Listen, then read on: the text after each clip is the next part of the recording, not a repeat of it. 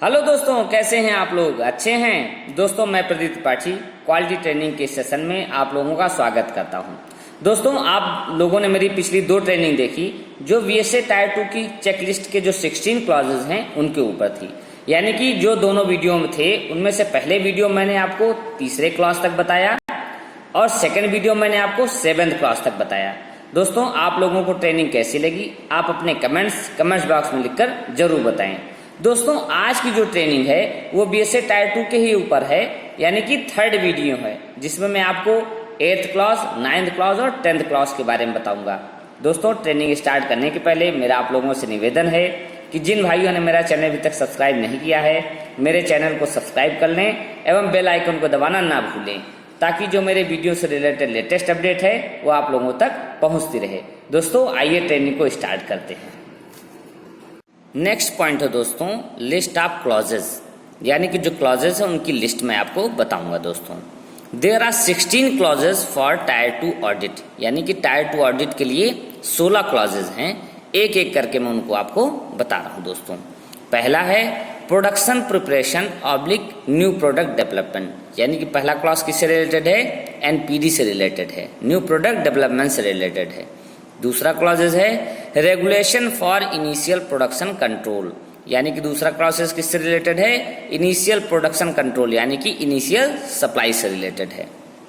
तीसरा है change management. Change management का मतलब फोरम चेंज, जो भी हमारे चेंज होते हैं कंपनी में उसका मैनेजमेंट। चौथा है स्टैंडर्ड मैनेजमेट, यानी कि जो हमारे स्टैंडर्ड हैं, जो हमारे प्रोसीजर हैं, जो हमारे फॉर्मेट्स हैं उनका मैनेजमेंट इसके अंतर्गत आता है। दोस्तों, पांचवा है एजुकेशन एंड ट्रेनिंग। छठा है quality audit and process verification, यानी कि जो हमारे इंटरनल ऑडिट हैं, जो हमारे प्रोसेस और प्रोडक्ट ऑडिट हैं वो इसमें आएंगे। दोस्तों, सातवां है सप्लायर कंट्रोल, यानी कि जो हमारे टायर 2 के जो सप्लायर हैं, जो हमारे टायर 2 वेंडर के जो सप्लायर हैं उनका कंट्रोल आप कैसे करोगे। आठवां है हैंडलिंग एबनॉर्मलिटी इन क्वालिटी, यानी कि जो भी हमारी हैंडलिंग एबनॉर्मलिटी है, यानी कि एबनॉर्मल का प्रोसीजर हमारा, जो हमारी एनसी हैंडलिंग है, जो हमारी कस्टमर हैंडलिंग है, वो सारी 8वें क्लॉज में आएगी। दोस्तों, नेक्स्ट क्लॉज है दोस्तों 9वां क्लॉज, यानी कि 5S मैनेजमेंट। अब हमारी कंपनी का जो भी 5S मैनेजमेंट है वो सारा 9वें क्लॉज में आएगा। 10वां है equipment oblique inspection equipment management. इसमें जो दोस्तों हमारा इंस्पेक्शन इक्विपमेंट है, यानी कि जो हमारे वर्नियर कैलिपर हैं, जो कैलिब्रेशन वगैरह है वो सारा इसके अंतर्गत आता है। 11वां है दोस्तों इम्प्लीमेंटेशन ऑफ स्टैंडर्ड, यानी कि जो हमारे स्टैंडर्ड हैं उनका इम्प्लीमेंटेशन हम कैसे करेंगे। दोस्तों, 12वां है प्रोडक्ट मैनेजमेंट, यानी कि जो हमारे प्रोडक्ट हैं उनका मैनेजमेंट कैसे करेंगे। 13वां है हैंडलिंग मैनेजमेंट और 14वां दोस्तों क्रिटिकल पार्ट मैनेजमेंट, यानी कि जो मारे हुए पार्ट हैं उनका मैनेजमेंट हम कैसे करेंगे। 15वां दोस्तों एडिक्वेट टेस्टिंग फैसिलिटीज, यानी कि जो टेस्टिंग फैसिलिटीज हैं वो सारी इसमें आएंगी। और 16वां है दोस्तों प्रोसेस ऑडिट, यानी कि जो रेगुलर हम ऑडिट करते रहते हैं, जो अपना प्रोसेस ऑडिट है, जो जिसके थ्रू हम अपना टायर 2 जो रिक्वायरमेंट है उसको फॉलो अप लेते रहते हैं, वो सारा इसके अंतर्गत आता है। दोस्तों, इनको हम आगे इस डिटेल से समझेंगे। नेक्स्ट पॉइंट है दोस्तों क्रिटिकल क्लॉजेज।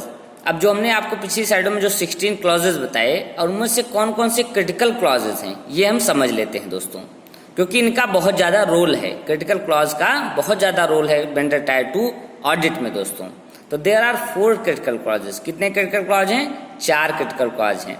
नंबर तीसरा क्रिटिकल क्लॉज है यानी कि चेंज मैनेजमेंट, यानी कि फोरम से रिलेटेड चेंज आते हैं हमारे यहाँ, वो क्रिटिकल क्लॉज के अंतर्गत आता है। नेक्स्ट है क्लॉज नंबर 5, यानी कि एजुकेशन एंड ट्रेनिंग। जो नई ज्वाइनिंग है, जो रेगुलर ट्रेनिंग देते हो आप, स्किल अपग्रेड करते हो, यानी कि 5वें क्लॉज के अंतर्गत जो चीजें आती हैं वो हमारी क्रिटिकल क्लॉज के अंतर्गत आती हैं। दोस्तों, नेक्स्ट है क्लॉज नंबर 8, यानी कि handling abnormality in quality. Means कि जो हमारी एनसी हैंडलिंग है, जो हमारा कस्टमर कंप्लेंट है हैंडलिंग है, और जो हमारा एबनॉर्मल सिचुएशन की हैंडलिंग है, यानी कि जो भी एबनॉर्मलिटी हैंडलिंग है वो सारी क्रिटिकल क्लॉज के अंतर्गत आती है। दोस्तों, नेक्स्ट है 10वां clause equipment inspection equipment management. Means जो टूल का प्रिवेंटिव मेंटेनेंस है, जो मशीन का प्रिवेंटिव मेंटेनेंस, जो इक्विपमेंट इंस्पेक्शन का मैनेजमेंट है, वो भी हमारा क्रिटिकल क्लॉज के अंतर्गत आता है। दोस्तों, तो ये चारों क्लॉज हमको याद रखने चाहिए कि हमारे क्रिटिकल क्लॉज हैं। दोस्तों, कौन कौन से हैं? तीसरा, 5वां, 8वां और 10वां दोस्तों। नेक्स्ट पॉइंट है दोस्तों रेटिंग क्राइटेरिया। अब हम समझते हैं कि रेटिंग कैसे दी जाती है और कैसे होती है दोस्तों।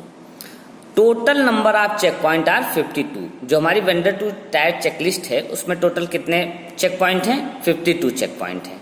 And each check point having 0, 1, 2 rating. और हर एक जो चेक पॉइंट है उसमें 0 नंबर दे सकते हैं, 1 नंबर या 2 नंबर की हम रेटिंग दे सकते हैं दोस्तों। यानी कि टोटल जो नंबर होंगे वो कितने हो जाएंगे? 52 दूना 104, यानी कि 52 मल्टीप्लाई बाई 2, यानी कि मैक्सिमम जो नंबर हो सकते हैं वो 104 नंबर हो सकते हैं। अब क्राइटेरिया क्या है दोस्तों? कैसे हम ग्रीन जोन, येलो जोन और रेड जोन में आते हैं दोस्तों, ये हम समझते हैं। Check sheet mark in percentage, यानी कि चेक शीट में अगर ग्रीन जोन में आना है तो क्या करना पड़ेगा? ग्रेटर देन या इक्वल टू 60% मार्क, यानी कि हमारी जो मार्किंग होनी चाहिए वो टोटल कितनी होनी चाहिए? 60% या 60% से ज्यादा होनी चाहिए। अब उसमें भी कंडीशन है, critical clauses mark in percentage. जो 60% आप ले आए बट आपका मार्क जो है वो क्या होना चाहिए? ग्रेटर और इक्वल टू 40% होना चाहिए। मीन्स जो हमने चारों क्रिटिकल क्लॉज बताए उसमें आपका जो है मिनिमम परसेंटेज वो 40% या 40% से ज्यादा होना चाहिए दोस्तों। तभी जो है वो सप्लायर जो है टायर टू वेंडर जो है वो ग्रीन जोन में आएगा दोस्तों। अब येलो जोन के लिए कौन कौन सी कंडीशन है? ग्रेटर देन 20%, लेस देन 60%, यानी कि आप 20% से ज्यादा हो या 60% से कम मार्किंग आपकी आई है तो आप येलो जोन में होगे।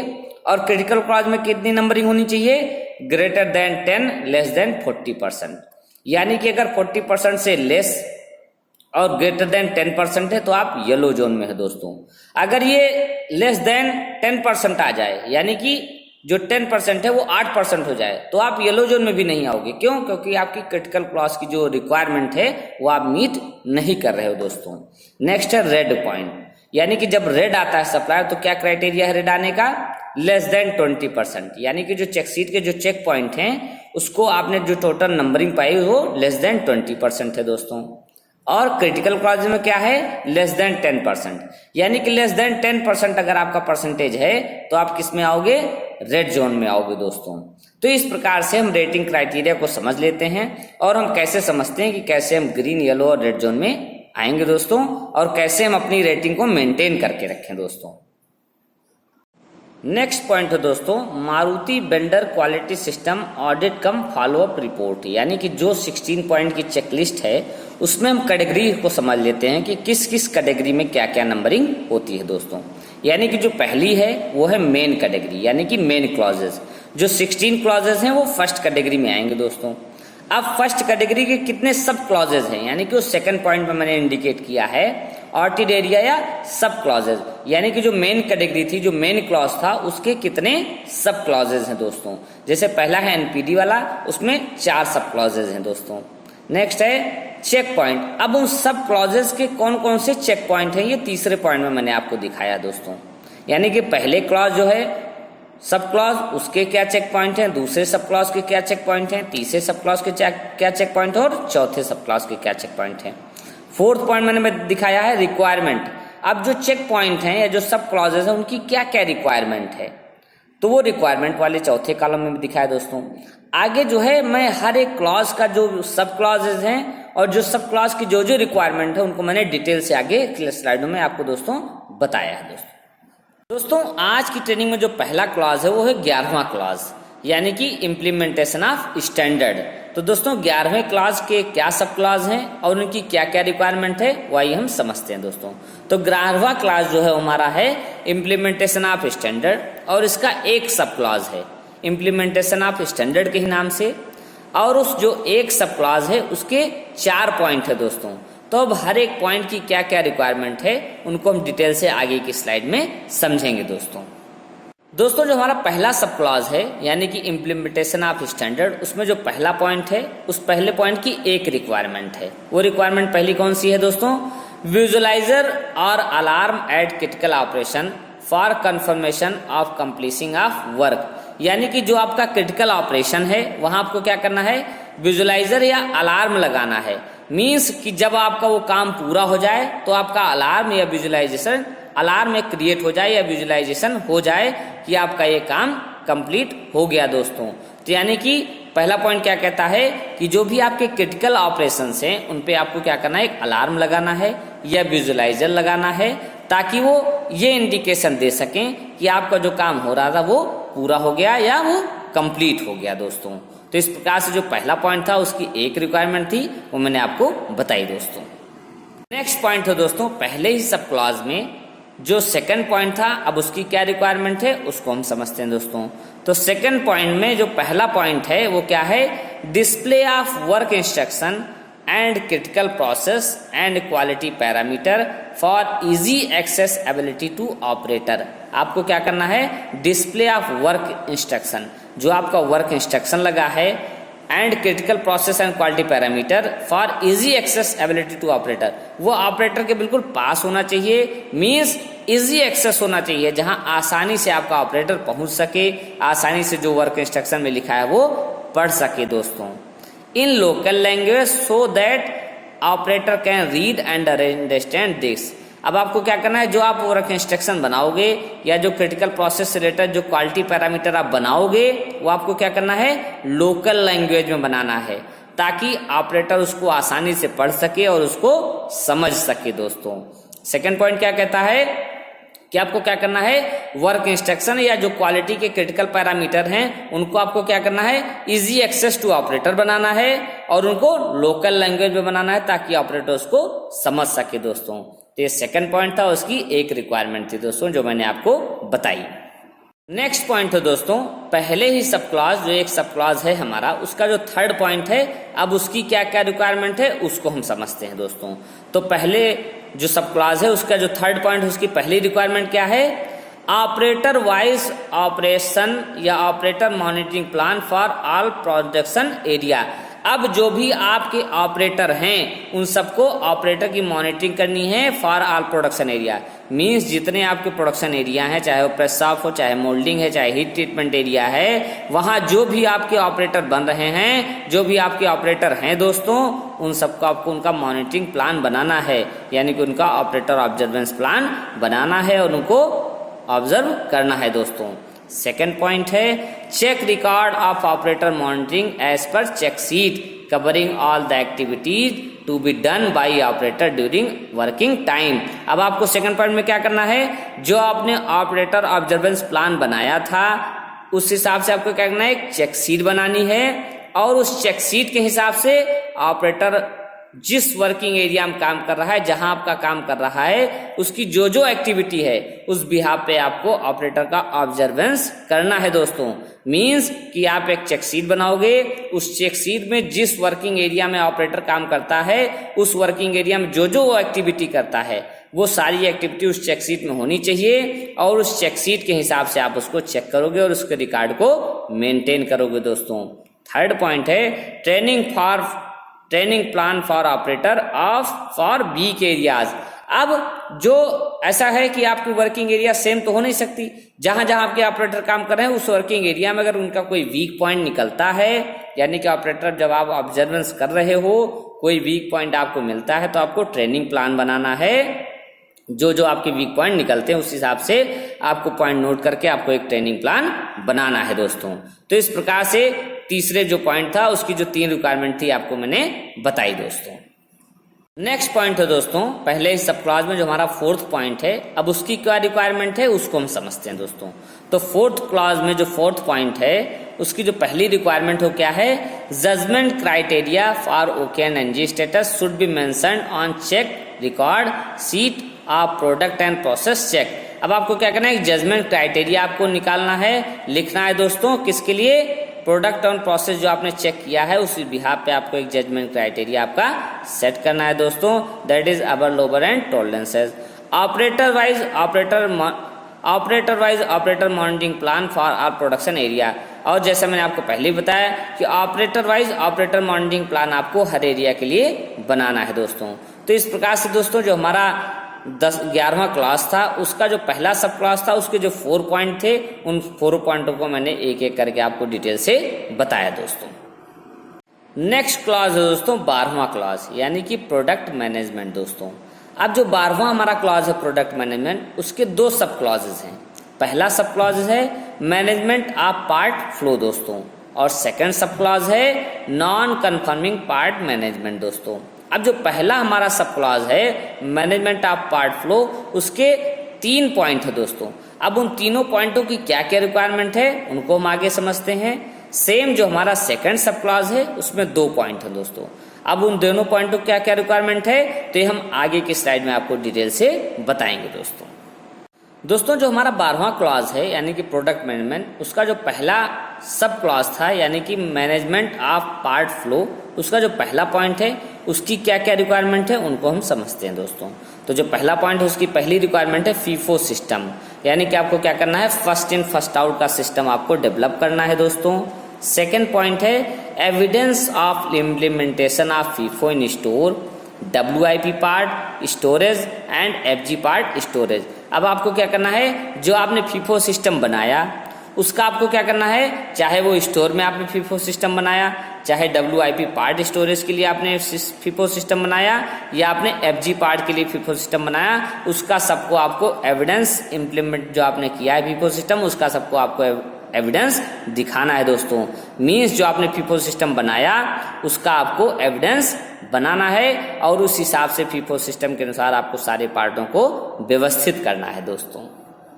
नेक्स्ट पॉइंट है दोस्तों, पहले ही सब क्लॉज में जो हमारा सेकंड पॉइंट है, अब उसकी क्या रिक्वायरमेंट है दोस्तों।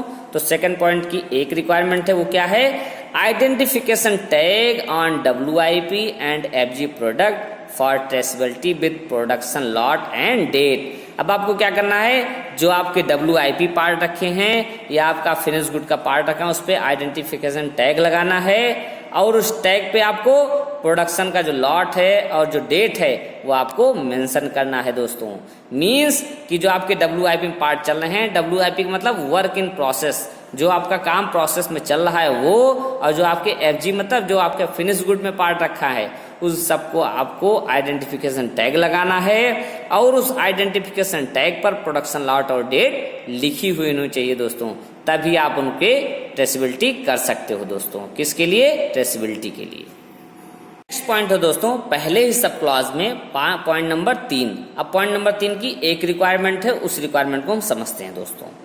तो पहली रिक्वायरमेंट है system to avoid mix up for similar part. अब आपके कंपनी में अगर कोई सिमिलर टाइप के पार्ट चल रहे हैं तो उसके लिए आपको सिस्टम बनाना है ताकि वो मिक्स ना हो, यानी कि अवॉइड मिक्सअप, उनके मिक्सअप को अवॉइड करने के लिए आपको सिस्टम बनाना है। जैसे use of different colour tag, different colours beans, boxes, different colour packaging, यानी कि अगर आपके यहाँ सिमिलर टाइप के कंपोनेंट हैं तो उसके लिए आपको क्या करना है, एक सिस्टम बनाना है। सिस्टम के लिए क्या करोगे आप डिफरेंट टाइप का टैग यूज कर सकते हो, बिन यूज कर सकते हो, या बॉक्स या पैकिंग का जो बॉक्स है वो आप अलग अलग करके यूज कर सकते हो, और इस टाइप से आप जो अवॉइड ऑफ मिक्सअप हो अब कर सकते हो दोस्तों। तो दोस्तों जो पहला सब क्लॉज था उसके जो 3 पॉइंट थे उन तीनों पॉइंटों को मैंने एक एक करके आपको बताया दोस्तों। नेक्स्ट पॉइंट है दोस्तों, यानी कि जो हमारा 12वां क्लॉज है प्रोडक्ट मैनेजमेंट, उसमें जो सेकंड सब क्लॉज था, अब उसका जो फर्स्ट पॉइंट है उसकी क्या रिक्वायरमेंट है उसको हम समझते हैं दोस्तों। तो फर्स्ट पॉइंट की जो पहली रिक्वायरमेंट है वो है identification of NG part with identification tag और marking describing the defect detail. आपको क्या करना है दोस्तों, जो आपका NG पार्ट है उस पे आपको आइडेंटिफिकेशन टैग लगाना है, या जहां आपका जो डिफेक्ट है उस पे आपको प्रॉपर मार्किंग करके डिस्क्राइब करना है कि कैसा डिफेक्ट है दोस्तों। मींस कि आपका जो कंपनी में जो आपके प्लांट में NG पार्ट निकलता है उसको आपको प्रॉपर टैग के थ्रू या मार्किंग के थ्रू उसको आपको आइडेंटिफाई करना है with defect detail. Second point है दोस्तों, colour of bin to be used for keeping NG part to be defined. अब जो आपका NG पार्ट निकला उसको आपको जहां रखना है, यानी कि जिस बिन में रखना है उसको आपको प्रॉपर डिफाइन करना है रेड कलर के माध्यम से, यानी कि जो आपका NG पार्ट हो आपको कहां रखना है, रेड बिन में रखना है दोस्तों। थर्ड पॉइंट है rejection bin to be kept near work station. अब जहां बंदा आपका ऑपरेटर जहां काम कर रहा है आपको उसके नजदीक में ही आपको रिजेक्शन बिन को रखना है, ताकि जब अगर कोई रिजेक्ट पार्ट निकले तो ऑपरेटर प्रॉपर मार्किंग करके उसमें पार्ट को डाल सके दोस्तों। तो जो सेकंड सब क्लास का उसमें जो पहली पॉइंट था उसकी 3 रिक्वायरमेंट थी। क्या थी दोस्तों, ब्रीफ में आपको मैं बताता हूं कि आपको NG पार्ट का आइडेंटिफिकेशन करना है, अब एनजी पार्ट रखने के लिए आपको बिन का आइडेंटिफिकेशन करना है, यानी कि बिन का कलर आइडेंटिफिकेशन करना है। और तीसरा पॉइंट क्या था, जब आपने बिन को आइडेंटिफाई कर दिया तो जहां वर्किंग स्टेशन है उसी के पास आपको बिन को रखना है दोस्तों। नेक्स्ट पॉइंट है दोस्तों, सेकंड सब क्लॉज में जो फर्स्ट पॉइंट है उसमें चौथा पॉइंट है, यानी कि जो चौथी रिक्वायरमेंट हो क्या है, system for handling NG part. अब आपको क्या करना है, एक सिस्टम जो आपके एनजी पार्ट निकलते हैं, नॉट गुड पार्ट निकलते हैं, उनको हैंडलिंग का आपको सिस्टम बनाना है दोस्तों। पांचवा पॉइंट है disposal of NG part like scrap और rework to be done by QA. अब जो आप डिस्पोजल ऑफ एनजी पार्ट करोगे वो कौन करेगा, क्यूए के द्वारा आपको करवाना है। मींस चाहे वो एनजी पार्ट आपके स्क्रैप हो रहे हो या रिवर्क हो रहे हो, उनका जो डिस्पोजल होगा वो आपको क्वालिटी टीम के माध्यम से करवाना है दोस्तों। नेक्स्ट पॉइंट है छठा point, evidence of analysis of NG part. अब जो आपका एनजी पार्ट निकला, जो आपका नॉट गुड पार्ट था, उसका जो एनालिसिस किया आपने, उसका एविडेंस भी आपको रखना है दोस्तों। तो दोस्तों इस प्रकार से जो हमारा फर्स्ट पॉइंट था सेकंड सब क्लॉज का, उसके जो 6 पॉइंट की जो रिक्वायरमेंट थी वो मैंने एक एक करके आपको डिटेल से बताई दोस्तों। नेक्स्ट पॉइंट है दोस्तों, सेकंड सब क्लॉज में ही सेकंड पॉइंट है और उसकी क्या रिक्वायरमेंट है उनको समझते हैं। तो सेकंड पॉइंट में पहली रिक्वायरमेंट है procedure oblique WI for river का पार्ट। आपको क्या करना है, जो आपके रिवर का पार्ट है उनके लिए आपको प्रोसीजर बनाना है, यानी कि आपको रिवर का प्रोसीजर बनाना है और रिवर की WI बनानी है दोस्तों। सेकंड पॉइंट है, सेकंड रिक्वायरमेंट है display of name of the person authorised for rework and their skill level in the rework station. आपको क्या करना है, जो आपके रिवर के पर्सन हैं उनको आपको क्या करना है, उनका नाम आपको रिवर के स्टेशन पर डिस्प्ले करना है और उनका स्किल लेवल भी वहां डिस्प्ले करना है दोस्तों। मींस जहां आप वर्किंग करोगे, जहां आप रिवर कर रहे हो, वहां आपको ऑथराइज्ड पर्सन की एक लिस्ट लगानी है विद स्किल लेवल दोस्तों। थर्ड पॉइंट है rework record with detail of person who has done rework and approved. आपको रिवर्क रिकॉर्ड रखना है, किस बंदे ने रिवर किया और किस बंदे ने अप्रूव्ड किया उसको। मींस जो आप रिवर रिकॉर्ड रखोगे उसमें जिस बंदे ने रिवर किया उसका नाम और जिसने उसको अप्रूव्ड किया उसका नाम होना चाहिए दोस्तों। तो इस प्रकार जो सेकंड सब क्लॉज था उसका जो सेकंड पॉइंट था उसकी तीनों रिक्वायरमेंट को आपको मैंने डिटेल से बताया दोस्तों। नेक्स्ट क्लॉज है दोस्तों 13 क्लॉज हैंडलिंग मैनेजमेंट। अब जो 13 क्लॉज है हमारा हैंडलिंग मैनेजमेंट, उसका एक सब क्लॉज है, वो सब क्लॉज है बिन ऑब्लिक ट्रॉली मैनेजमेंट दोस्तों। अब इस पहले सब क्लॉज में ही 2 पॉइंट है। अब उनकी दोनों पॉइंट की क्या क्या रिक्वायरमेंट है उनको हम डिटेल से आगे की स्लाइड में समझते हैं दोस्तों। नेक्स्ट पॉइंट है दोस्तों, यानी कि जो हमारा 13 क्लॉज है उसका जो पहला सब क्लॉज है, उसका जो पहला पॉइंट है दोस्तों, उसकी क्या रिक्वायरमेंट है उसको मैं आपको बताता हूँ। तो जो 13 क्लॉज है हमारा, उसका जो पहला पॉइंट है उसमें क्या रिक्वायरमेंट है, packing standard approved by customer to prevent damage during handling and transportation. Means आपको क्या करना है, जो आपका पैकेजिंग स्टैंडर्ड है जिसमें आपको पार्ट रखोगे वो आपका कस्टमर से अप्रूव्ड होना चाहिए, ताकि आपका पार्ट जो है डैमेज ना हो हैंडलिंग या ट्रांसपोर्टेशन के दौरान। मींस आप जो भी पार्ट आपका बनता है कंपनी में उसका एक पैकिंग स्टैंडर्ड होता है, वो पैकिंग स्टैंडर्ड आपका कस्टमर से अप्रूव्ड होना चाहिए दोस्तों। दूसरा पॉइंट इसी में display of packing standard at packing area. अब जो भी पैकिंग स्टैंडर्ड है, यानी कि जो भी आपका पार्ट डिस्पैच होता है वो एज पर पैकिंग स्टैंडर्ड जाना चाहिए और वो जो पैकिंग स्टैंडर्ड वो आपका पैकिंग एरिया में डिस्प्ले होना चाहिए। मींस कि जहां आप पार्ट की पैकेजिंग करते हो वहां आपका पैकिंग स्टैंडर्ड लगा हुआ होना चाहिए दोस्तों। तो दोस्तों जो पहला सब क्लॉज है उसके जो पहले पॉइंट की 2 रिक्वायरमेंट थी मैंने आपको बताई दोस्तों। ब्रीफ में एक बार मैं और समझा देता हूं कि आपको क्या करना है, पैकिंग स्टैंडर्ड बनाना है, उस पैकिंग स्टैंडर्ड को कस्टमर को अप्रूव्ड कराना है और दूसरा पॉइंट क्या कहता है, उस पैकिंग स्टैंडर्ड को आपको पैकिंग एरिया में लगाना है दोस्तों। सेकेंड पॉइंट है दोस्तों, जो हमारा पहला ही सब क्लॉज था उसका जो सेकंड पॉइंट है उसके बारे में आपको बताता हूं और उनकी रिक्वायरमेंट को बताता हूं दोस्तों। तो सेकंड पॉइंट की 4 जो रिक्वायरमेंट है, पहली रिक्वायरमेंट है condition of beans oblique trolley being used in WIP and FG material. अब जो आपकी बिन या ट्रॉली जो आप यूज करते हो WIP या फिनिश गुड मटेरियल के लिए, उसकी कंडीशन आपको चेक करनी है दोस्तों, कि मीन्स जो आपकी बिन और ट्रॉली आपकी कंपनी में है उनको आपको चेक करना है। सेकंड पॉइंट है WI for checking and cleaning bin and trolley. अब जो आपकी ट्रॉली या बिन है उनकी चेकिंग और क्लीनिंग करने के लिए आपको WI बनानी है दोस्तों। थर्ड पॉइंट है display of bin check point. अब जब आपके जो चेक पॉइंट है बिन के या ट्रॉली के उनको आपको डिस्प्ले करना है, मीन्स जब आप चेक पॉइंट बनाओगे तो उसको आपको डिस्प्ले करना है। फोर्थ पॉइंट है WI for repairing beans and trolley. Fourth point ये कहता है कि जो आपकी बिन एंड ट्रॉली हैं उनकी रिपेयरिंग के लिए आपको उनकी WI बनानी है दोस्तों। तो इस प्रकार से दोस्तों जो हमारा पहला सब क्लॉज था उसके जो 2 पॉइंट थे उनको मैंने एक एक करके आपको डिटेल से बताया दोस्तों। नेक्स्ट पॉइंट है दोस्तों यानी कि क्लॉज नंबर 14। क्लॉज नंबर 14 है दोस्तों हमारा क्रिटिकल पार्ट मैनेजमेंट, यानी कि जो हमारे मारुए पार्ट हैं उनसे रिलेटेड है दोस्तों। अब जो 14 क्लॉज है दोस्तों उसका एक सब क्लॉज है मारुए ऑब्लिक क्रिटिकल पार्ट मैनेजमेंट दोस्तों। अब इनके 3 पॉइंट है दोस्तों और तीनों पॉइंट की क्या क्या रिक्वायरमेंट है वो आगे हम डिटेल से समझते हैं दोस्तों। तो दोस्तों जो हमारा 14 क्लॉज है यानी कि क्रिटिकल पार्ट मैनेजमेंट, उसके जो पहला सब क्लॉज है उसका जो पहला पॉइंट है उसकी क्या रिक्वायरमेंट है वो हम समझते हैं। तो पहले पॉइंट की एक रिक्वायरमेंट है identification of Marua check point in WI at Marua station and in final inspection of Marua part. यानी कि आपको क्या करना है, जो मारुए पार्ट है हमारा उसके चेक पॉइंट को क्या करना है, उसकी WI में लिखना है। यानी कि एक मारुए जो पार्ट है उसका एक चेक पॉइंट की WI आपको बनानी है और उस WI को आपको फाइनल इंस्पेक्शन एरिया में या जहां आप मारुए पार्ट चेक करते हो वहां उसको आपको प्रॉपर लगाना है, आइडेंटिफाई करना है दोस्तों। सेकंड पॉइंट है दोस्तों यानी कि जो पहला हमारा सब क्लॉज था उसका जो सेकंड पॉइंट है अब उसकी क्या रिक्वायरमेंट है ये समझते हैं दोस्तों। तो सेकंड पॉइंट की एक रिक्वायरमेंट है वो है दोस्तों display of names and photograph of operators authorized to work at Marua station and final inspection of Marua part. अब आपको क्या करना है कि जो ऑपरेटर आपका मारुए स्टेशन पर काम करता है या जो इंस्पेक्टर उस मारुए पार्ट को चेक करता है उनका सबका नाम और विद फोटोग्राफ आपको डिस्प्ले करना है।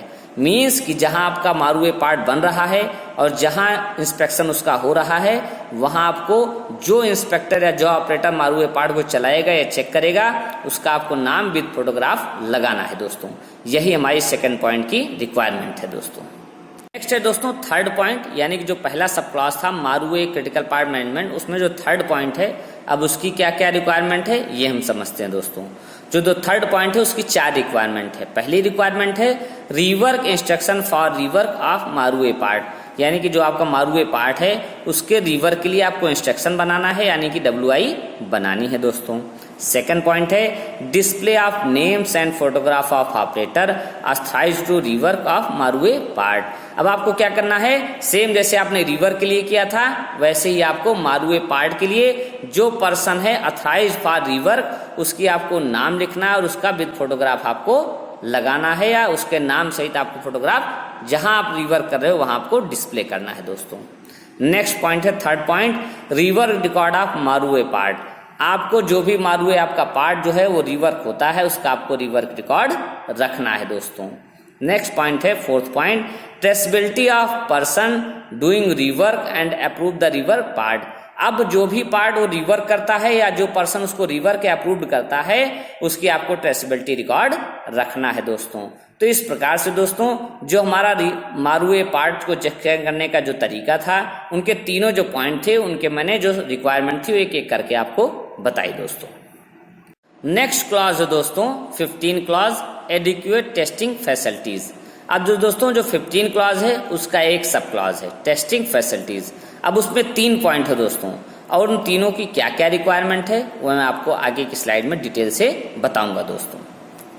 तो जो पहला पॉइंट है यानी कि जो पहला सब क्लॉज है टेस्टिंग फैसिलिटी, उसमें जो पहला पॉइंट है उसकी एक रिक्वायरमेंट है। वो रिक्वायरमेंट है दोस्तों availability of inspection instrument as per drawing control plan inspection standard. आपको क्या करना है, जैसा ही आपके कंट्रोल प्लान या ड्राइंग या इंस्पेक्शन स्टैंडर्ड में इंस्ट्रूमेंट लिखे हैं उस हिसाब से आपको जो इंस्पेक्शन इंस्ट्रूमेंट हैं वो अब उनकी अवेलेबिलिटी आपको चेक करनी है। यानी कि जो आपने कंट्रोल प्लान में इंस्ट्रूमेंट लिख रखे हैं कि आपके पास वो हैं कि नहीं हैं, उनकी अवेलेबिलिटी आपको चेक करनी है दोस्तों। सेकंड पॉइंट है दोस्तों, पहले ही सब क्लॉज में टेस्टिंग फैसिलिटी में जो सेकंड पॉइंट है उसकी दोस्तों क्या रिक्वायरमेंट है, एक रिक्वायरमेंट है, वो है availability of test equipment as per drawing control plan inspection standard. अब आपको जो आपके टेस्ट इक्विपमेंट हैं as per drawing control plan या इंस्पेक्शन स्टैंडर्ड उनको आपको चेक करना है, उनकी अवेलेबिलिटी को आपको देखना है दोस्तों। नेक्स्ट पॉइंट है दोस्तों, पहले ही सब क्लॉज में थर्ड पॉइंट है और उसकी रिक्वायरमेंट क्या है दोस्तों, पहली रिक्वायरमेंट है उसकी availability of trained man power to operate the inspection instrument and test equipment. अब आपको क्या करना है, जैसा मैंने आपको सेकंड पॉइंट और फर्स्ट पॉइंट में बताया कि आपके पास इंस्पेक्शन इंस्ट्रूमेंट होने चाहिए, इंस्पेक्शन जो आपके इक्विपमेंट है वो होने चाहिए। अब उसको चलाने के लिए आपके पास ट्रेन्ड मैन पावर होनी चाहिए। थर्ड पॉइंट में यही एक रिक्वायरमेंट है कि availability of trained man power to operate inspection instrument and test equipment means कि आपके पास ट्रेन्ड मैन पावर होनी चाहिए किसको चलाने के लिए, इंस्पेक्शन जो इंस्ट्रूमेंट है और जो टेस्ट इक्विपमेंट है दोस्तों उनको चलाने के लिए आपके पास अवेलेबल मैन पावर होनी चाहिए दोस्तों। तो जो हमारा जो 15 क्लास था एडुकेट टेस्टिंग फैसिलिटी, उसका जो पहला सब क्लास का उसके जो तीनों पॉइंट थे वो मैंने एक एक करके आपको दोस्तों बताया और उनकी रिक्वायरमेंट को एक एक करके आपको समझाया दोस्तों। नेक्स्ट पॉइंट है दोस्तों 16 क्लॉज है प्रोसेस ऑडिट। अब प्रोसेस ऑडिट जो हमारा 16 क्लॉज है दोस्तों उसमें एक सब क्लॉज है, वो पहला है एज पर पीसीएस। अब उसके दो पॉइंट हैं दोस्तों और उन दो पॉइंट की क्या क्या रिक्वायरमेंट है वो मैं आपको एक एक करके बताऊंगा दोस्तों। तो पहला जो हमारा सब क्लॉज है एज पर पीसीएस उसमें पॉइंट नंबर 1 है और उसकी क्या रिक्वायरमेंट है दोस्तों, ऑडिट बाय ऑडिटर, यानी कि जो आपका प्रोसेस चल रहा है जो आपके एज पर उसको पीसीएस आपको चेक करना है, यानी कि ऑडिट बाय ऑडिटर। जो आप प्रोसेस ऑडिट करोगे ऑडिट कैसी होनी चाहिए, ऑडिटर के माध्यम से होनी चाहिए। सेम दोस्तों पहले ही सब क्लॉज में जो सेकंड पॉइंट है उसकी क्या रिक्वायरमेंट है, closure of observation of previous audit means जो प्रीवियस में ऑडिट हुई थी, यानी कि जो आपने प्रीवियस में ऑडिट की है उसका आपको जो भी ऑब्जर्वेशन निकली है उसका सबको आपको क्लोजर चेक करना है दोस्तों। मीन्स उसके सारे क्लोजर आपके पास मौजूद होने चाहिए दोस्तों। तो इस प्रकार से जो 16 क्लास था हमारा प्रोसेस ऑडिट, उसके जो पहले सब क्लास की जो दो रिक्वायरमेंट थी उनको मैंने एक एक करके आपको बताई दोस्तों। तो दोस्तों आज के ट्रेनिंग सेशन में मैंने आपको बताया जो 11वां क्लॉज है, 12वां, 13वां, 14वां और 15वां क्लॉज। दोस्तों एक एक करके मैंने उन सारे क्लॉज के बारे में आपको बताया, उनकी जो रिक्वायरमेंट थी उसके बारे में मैंने आपको बताई। तो दोस्तों आज की ट्रेनिंग आपको कैसी लगी आप अपने कमेंट्स बॉक्स में लिखकर जरूर बताएं। साथ ही साथ दोस्तों जिन भाइयों ने मेरा चैनल अभी तक सब्सक्राइब नहीं किया है, मेरा उनसे निवेदन है कि आप मेरे चैनल को सब्सक्राइब कर लें एवं बेल आइकन को दबाना ना भूलें ताकि जो मेरे वीडियो से रिलेटेड लेटेस्ट अपडेट है वो आप लोगों तक पहुंचती रहे। दोस्तों मैंने जो मेस की ऑडिट यानी कि जो टायर 2 की चेकलिस्ट थी जो उसमें 16 क्लॉजेस थे, मैंने एक एक करके उनको चारों खंडों में समझाया आपको दोस्तों। तो आज जो खंड था दोस्तों वो 4th पार्ट था जिसमें मैंने आपको 16 क्लॉज तक कवर किया दोस्तों। तो दोस्तों आप मेस की जो टायर 2 की चेकशीट है उसमें जो 16 क्लॉज हैं उनको डिटेल से समझने के लिए हमारे चारों वीडियो को जरूर देखें दोस्तों। थैंक यू दोस्तों।